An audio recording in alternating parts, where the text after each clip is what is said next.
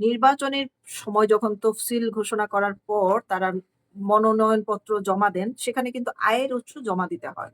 সেই আয়ের উৎসের জমা দেওয়ার তথ্য থেকে যে তথ্যটি আমার কাছে এখন এসেছে, বিএনপি, জামাত, এনসিপি ৩ টি দলের আয়, ব্যয় এবং তাদের মাসিক ইনকাম, তাদের পেশা, সেই জায়গায় দেখা যাচ্ছে জামাতের আমির নিজেই ঘোষণা দিলেন যে ৩ টি শর্তে আমার দলের সাথে ঐক্য জোট করা যাবে। ১ দুর্নীতি করা যাবে না, ২ চাঁদাবাজি করা যাবে না, ৩ জুলাই সনদ মেনে চলতে হবে। এই ৩ টি শর্ত। তাহলে উনার যে পেশা দেখানো হয়েছে, উনি হচ্ছেন একজন এমবিবিএস ডক্টর। উনি উনার পেশা। কিন্তু তিনি আয়ের উৎস দেখিয়েছেন এগ্রিকালচার ডোনেশন। এগ্রিকালচারের তো কোনো কর দিতে হয় না। এগ্রিকালচার ডোনেশন তিনি কিন্তু এগ্রিকালচার করেনও না। তাহলে এগ্রিকালচারের উপর ডোনেশন কিভাবে নেন? এবং এই যে মাদ্রাসা শিক্ষা লাইনেও আপনারা জানেন দেশ-বিদেশ থেকে প্রচুর ডোনেশন আসে এতিমখানা চালালে, সেটারও কিন্তু কর দিতে হয় না।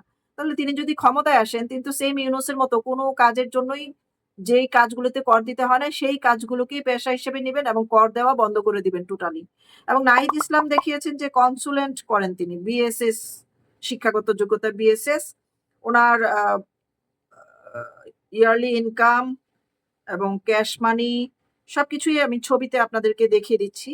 ১৬,০০,০০০ টাকা তার এখন ক্যাশ মানি, ইয়ারলি ইনকাম ১৬,০০,০০০ টাকা।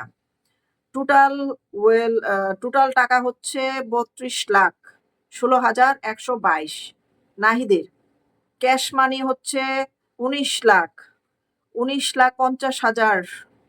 আর অর্নামেন্টস ইনফিনিটি ভ্যালু ইন টাকা ৭,৭৫,০০০।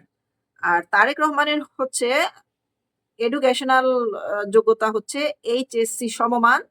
তিনি পলিটিক্স করেন। আর সোর্স অফ ইনকাম হচ্ছে শেয়ার বন্ড, ব্যাংক ডিপোজিট থেকে টাকা আসে। এবং তার নো অফ কেস ৭৭, জামাত ইসলামের ৩৪, নাহিদের ০। ইয়ারলি ইনকাম তারেক রহমানের হচ্ছে ৬,৭৬,৩৩৫ টাকা। টোটাল টাকা হচ্ছে ১,৯৬,৮০,১৮৫ টাকা। ক্যাশ মানি টাকা হচ্ছে ৩১,৫৪,৪২৮ টাকা। আর নরমাল অর্নামেন্টস বা ইনিশিয়াল যে ভ্যালু, সেটা ২,৯৫০ টাকার মাত্র। কোনো অর্নামেন্টস নাই তাদের। আর জামাতের আমির যে এগ্রিকালচার এবং ডোনেশন করে, সেখানে তার টাকা দেখানো হয়েছে, টাকার অঙ্ক ৩,৬০,০০০ ইয়ারলি ইনকাম এবং টোটাল টাকা হচ্ছে ১,৪৯,৯৯,৪৭৪ এবং ক্যাশ মানি হচ্ছে ৬০,৭৬,৪৯৭ টাকা। আর নরমাল ইনিশিয়াল যে অর্নামেন্টস বা ইনিশিয়াল ভ্যালুয়েবল টাকা হচ্ছে ১,০০,০০০, মানে ১০০,০০০, ১,০০,০০০। আর সবচেয়ে বেশি দেখানো হচ্ছে নাহিদ ইসলামের ৭,৭৫,০০০ টাকা। ওই বড় দুটি দল থেকেও অর্থবিত্ত সম্পন্ন এখন নাহিদ ইসলাম, মাত্র ১৫ মাসের ব্যবধানে। এবং এখানে বলা হচ্ছে যে জামাতের আমির যে আয়ের খাতগুলো দেখিয়েছেন, সেগুলো প্রতিটি বাংলাদেশের প্রচলিত আইনে করমুক্ত আয় হিসেবে বিবেচিত করা হয়। কৃষিখাত থেকে অর্জিত আয় করমুক্ত, বিদেশ থেকে প্রাপ্ত জাকাত ফিতরার অর্থ করমুক্ত, এমনকি দেশের অভ্যন্তরের বিভিন্ন নামে সংগৃহীত গয়না বা গয়ানাত, মানে ওই যে বিভিন্ন মাদ্রাসার নামে, এতিমখানার নামে যে টাকা বা ওয়াজের নামে চাঁদা তোলা, সেগুলোর উপরে চাঁদাবাজি করেও আওতার বাইরে পড়ে। সেগুলোও কিন্তু কর দিতে হয় না। বাংলাদেশ সরকারকে কোনো ইনকাম ট্যাক্স দিতে হয় না। অর্থাৎ আয়ের বিপরীতে রাষ্ট্রকে কোনো আয়কর পরিশোধ করতেই হয় না। এখানেই মূল দ্বন্দ্বটা তৈরি হবে। কৃষিকাজই করেন না, তিনি কিভাবে কৃষিখাত থেকে আয়ের দাবি করেন?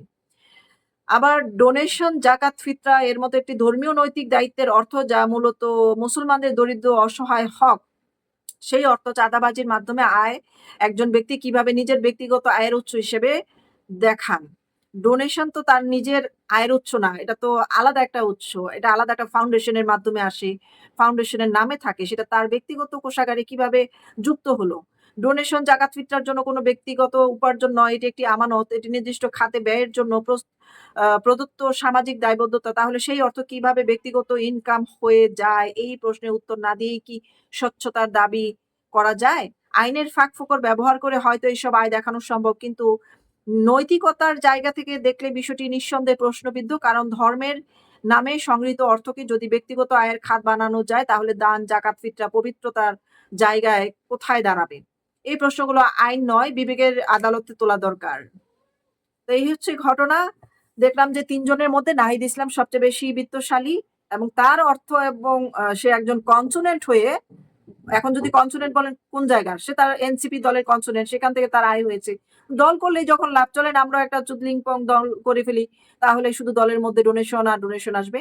আর সেই দলটি হবে রাজাকারদের পাছায় বাঁশ দেওয়ার জন্য একটা দল করা হবে। দিবেন নাকি চাঁদা?